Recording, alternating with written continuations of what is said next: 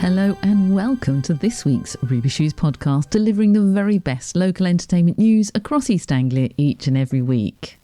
Now this week on the Ruby Shoes podcast, we are back from a bucket list trip to see André Rieu and his Johann Strauss orchestra, which was amazing, but we are now back in sunny Suffolk and we've got two guests. The first is the director of Pressure, which is an extraordinary, gripping, true story centred around one of the most important weather forecasts in history, and it's coming to Sudbury. And then we chat to local author Virginia Betts about her newest book, which is centred around the punk era and Ipswich too. Plus we've got a review of Noises Off, which is a hilarious play. It's currently running at the new Wolsey Theatre in Ipswich, and we've got a roundup of some of the region's top shows coming your way very soon, which you won't want to miss. So sit back and enjoy this week's episode, and don't forget, if you are part of an Amdram group, or you have a festival coming up, or a comedy night, or you just know of something that's happening and you think to yourself, why Ruby Shoes are not talking about that? We would love to know about it, so get in touch and we may well be featuring it on a future episode. A tense World War II drama is about to come about between Tuesday the 13th of May and Saturday the 17th of May. It's being put on by Sudbury Dramatic Society, and it's by David Haig, but it's being directed by Joseph James. And Joseph joins me now for the Ruby Shoes podcast. Welcome, Joseph. Yes, good afternoon to you. Good afternoon to you. So to sort of set the scene, it's all set in June 1944, and this is a real life thriller, isn't it? And it's centred around the most important weather forecast in the history of warfare. So I'll sort of set the scene. The Allied forces are led by General Eisenhower, and they're poised to launch that biggest invasion ever known in Europe, D-Day. So we're talking 350,000 lives at stake. But there's one crucial question, isn't there? What's the weather going to be like on the day? And that's why this is called Pressure. So tell us more. Tell us how this came about. Well, it is, as you say, it's a fantastic story, and it's also true. I mean, not many people know about this story, but in fact, it was covered quite a lot last year when it was the 80th anniversary of D-Day. So quite a lot on the BBC about Dr. James Stagg and how he almost saved the day, because the Allies had been planning for D-Day for months and even years, and they could control an awful lot of their aspects. They had the troops, they had the ships and the armaments, but they needed a full moon and they needed the tides to be correct, but they also needed good weather to land their landing craft. So that's where the story really focuses. So the team was brought together, the Allied Meteorological Unit was brought together under Eisenhower's control. And unfortunately, we had two vehemently opposed weather forecasts from the two lead weathermen.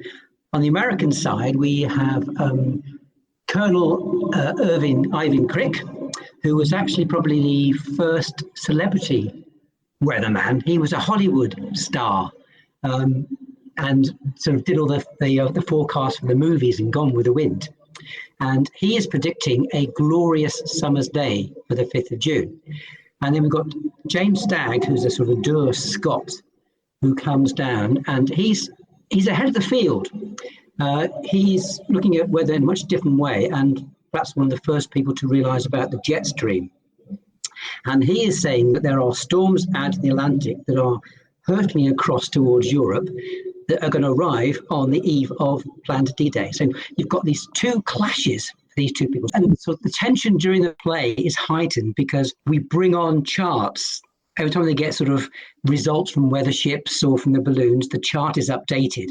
And you can see this battle. And running alongside that, you then got lots of personal stories about people at war. And then you bring in the commanders-in-chief who have to listen to all this and make the decisions with Eisenhower. It's got so much going for it, this play. I love it.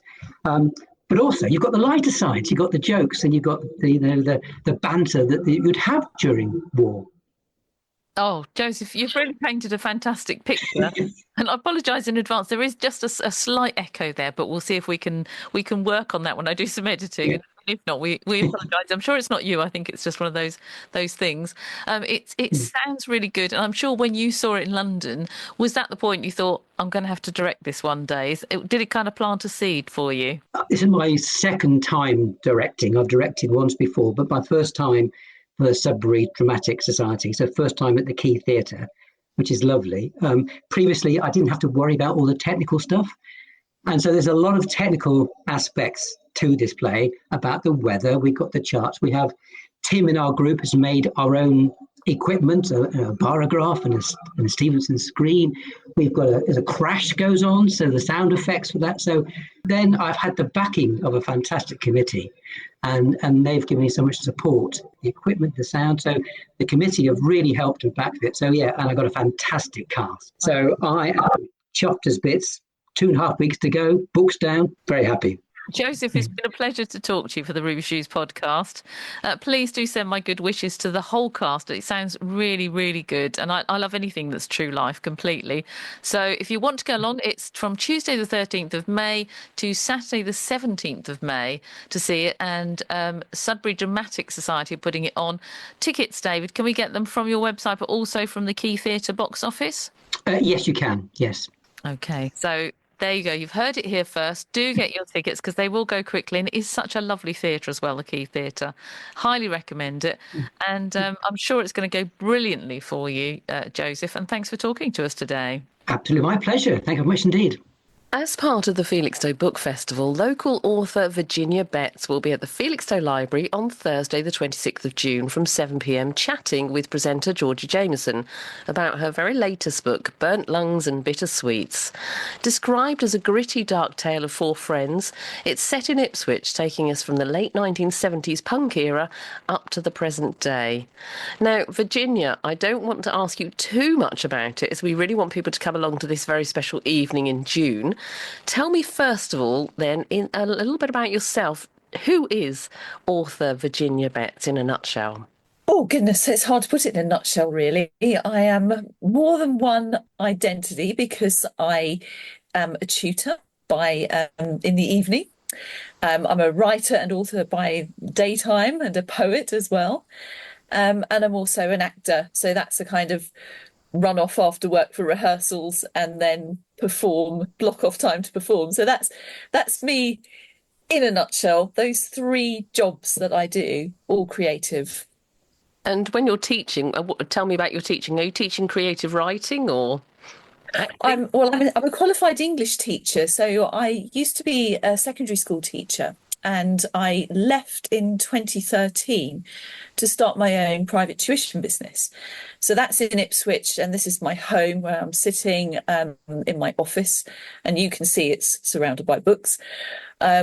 So I branched out a bit and I started teaching from age 8 to 18. So I was teaching 11 to 18, so GCSE and A level, and now I teach 11 plus GCSE and A level, and it's English, literature and language. I do any exam board, any text, you name it, I've probably read it. So I really enjoy it. That's something I really love doing. Fascinating. And then you said you're also an actor as well as a writer. I've got to ask you about that. Is there a role that you're currently playing, or have you just finished one, or is it something that you dip in and out of in between the writing? I dip in and out of it now. It was something that started off as a, I suppose, a career, but it doesn't blend very well with a young family, and consequently I went into teaching. But I'm back doing professional acting since I joined a group called Neurodelicious, which was an all neurodivergent cast where I played Kate Bush, and that came out at the same time as I started writing and getting my work published for the first time in around about 2022. So I did that, got my equity card, but now I dip in and out of it, and I'm part of a company called Black and White Productions, which I absolutely love. It's like a family. I've just finished it. In fact, it's based in Felixstowe, so it's based at Two Sisters Arts Centre, and Suzanne Hawkes is the playwright. She's brilliant. The company is amazing, and we just have the most fabulous time working together. So I've just finished Operation Radar, and we're back touring again in the autumn. So that's just something I love doing. It's perfect because I can indulge my acting. I did Lambda when I was very young. So but I can indulge my acting now and go on the stage, but I can still get the bread and butter money with the tuition and still teach, which I love doing as well. And I love helping the kids to, improve their grades, sometimes by 3 grades. So it's amazing working one-to-one, what the difference it can make sometimes. It sounds like it. Now, this latest book, Burnt Lungs and Bittersweets, what inspired you to write about the 70s local punk era? Where did that come from? Well, my cousin, actually, I'm sure he's no longer with us, and he wouldn't mind me saying that he was one of the first punks, if not the first punk rocker in Ipswich. And I'd already started the book a while before I really thought of connecting it with him, really. So it's not based on his life, but there are elements of that connection, things I remember. So I remember that era. I was a little bit too young to be a punk, but I do remember it very, very well. And I was really inspired by it. I loved the music even when I was about 9 years old, and I love it now. And I'm hugely inspired by music. So each chapter has a musical title and it's got a playlist to go with it. It's not all punk, it goes through different decades as well. But it was funny. It's very different to things that I've written before. Although I've always been on the dark side, but this is also very comic as well. You have to have a certain sense of humour, I think, to appreciate it. But the people who've read it have really enjoyed it. I worked at a local prison. I worked at Warren Hill Prison recently because the prisoners used it for their book group. And one of the prisoners said that he was moved to tears. He said he was laughing out loud, but he was also moved to tears. And I thought that was amazing for someone to admit that as well. And it's kind of the effect I was going for, but I was really happy that it had that desired effect. Oh, well the done, comedy you. and the tragedy. So it really made me feel quite proud of it. Yeah. Now, I want to ask you, you're sitting there, and I'll describe where you're sitting. It looks beautiful. You are literally surrounded by what looks like floor-to-ceiling shelves of beautiful books all around you. I was going to say, where and how do you like to write? So I'm hoping that you're probably right there, where you're sitting right now. I mean, this is what I call my office, but it's really like a little mini library. And it used to be the garage, to be fair. We converted it so that I could have a purpose-built room to teach in, to run the business, because I do teach around 26 to 28 students a week. So, and it's been full for the last 11 years of students and clients coming to me. So it needed its own space. But I lined it with all my books, and they are double stacked. The shelves are falling down. It's a complete nightmare. But yeah, I do write in here, but I have a lot of my ideas elsewhere. So I've got about 7 or 8 notebooks, and they are absolutely full of scribbles, notes, half a chapter here, half a chapter there that I've continued onto my laptop. So I often handwrite things or write down ideas. It will be beside the bed, in the bath. Some of the latest book, Burnt Lungs and Bittersweets, was conceived. Some chapters were conceived in down the wine bar on the quay in Ipswich. We just sat there and I was bouncing ideas off my husband. So tons of different places, and I'll always make hand notes first. Nothing I love better than a little notebook, a glittery notebook, or this one here, which I'm holding up to you, is a Beatles book that I got from Liverpool. So, it's just full of notes. So I think when I die, they'll find notebooks everywhere with nonsense in them. So, but they're always handwritten first. And it always makes perfect sense to you. Now, it makes perfect sense to me, yeah. Now, you're also going to be part of the Two Sisters Arts Festival Two Sisters Arts Centre in Trimley on Friday, the 27th of June from 7:30 for an evening of poetry and music. And that's also featuring the singer-songwriter Paul Armfield and yourself and some guest poets. So we can catch up with you then as well. And that will be an evening of your poetry as opposed to talking about your books, I imagine. That's right, yes. Although there is a poem in the beginning of my book, and that actually was inspired by a photograph of a shopping trolley in the River Gipping, which then went on to be chapter 1 of the book, which then grew into the whole novel. So it started with a poem, funnily enough. Yes. And I'm also in the Two Sisters on the 23rd of May as well, doing a poetry show with James Domestic, the punk poet. So lots of poetry. It's different to my other writing, my prose writing, and I've got a collection of ghost stories. I've got 2 poetry collections, but I also do really, performance poetry as well. So hopefully I make it entertaining. Some of them have got music with them as well. I've set them to music. So I'm just arranging that right now, actually. Amazing. Virginia, it's been an absolute pleasure to talk to you. If you want to get your tickets to see Virginia Betts in conversation with Georgie Jameson at Felixstowe Library as part of the Felixstowe Book Festival in June, you can go to felixstowebookfestival.co.uk or call into Felixstowe Library and just pick up your tickets from there. Thank you so much for your time today, Virginia. We'll look forward to seeing you in, maybe May, but also definitely in June. Yes, thank you. See you soon. So last Thursday, we were invited to the new Wolsey Theatre in Ipswich to see Noises Off, which is currently running until the 24th of May. It's a fast-paced comedy that really takes you behind the scenes of a chaotic touring theatre company's attempt to stage a theatre show. You probably heard the last episode of the Ruby Shoes podcast. We actually interviewed George Kemp, who plays Gary Lejeune, and he talked about falling down the stairs every night, but trying to do it without hurting himself too much. That was Michael Frayn's Noises Off at the Wolsey Theatre tonight. Always hard to do comedy. Comedy's always the hardest thing to do because of the timing, but doing comedy where it goes wrong must be doubly hard. And it was so quick, all the things that they had to do, and it was lovely to see a full house as well tonight. What did you think of it, Steve? I think it was brilliant, actually. How you do a play twice but the other way around, I can't really explain unless somebody saw it, but word for word with all the chaos going on at the same time was quite incredible. It's so clever because you see, funnily enough, a little bit like Dial M for Mayhem, which was back in March actually, where you see the first half of the play as the audience, from the front. Then the second half of the play, you see the same play again almost, but from the back, and you see all the chaos ensuing at the back. But then there was an extra twist in this one, in that they kind of put it all back again and then try to do it again, and you sort of saw it from another night. So everybody had to work so hard, including all the backstage crew as well. I just thought hats off to them. Really enjoyed that. We're giving too much away, but...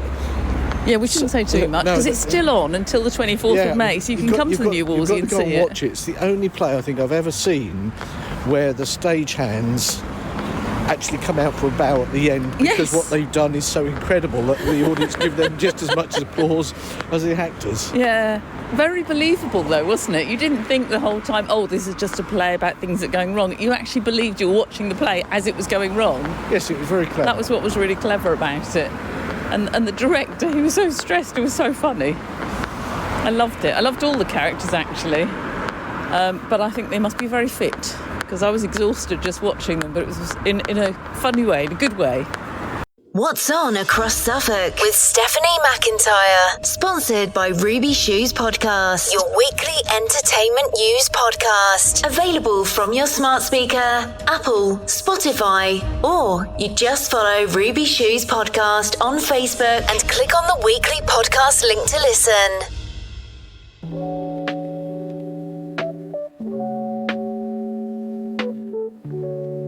There's a host of great shows on offer across Suffolk's magnificent theatres, and here's just a selection to tempt you.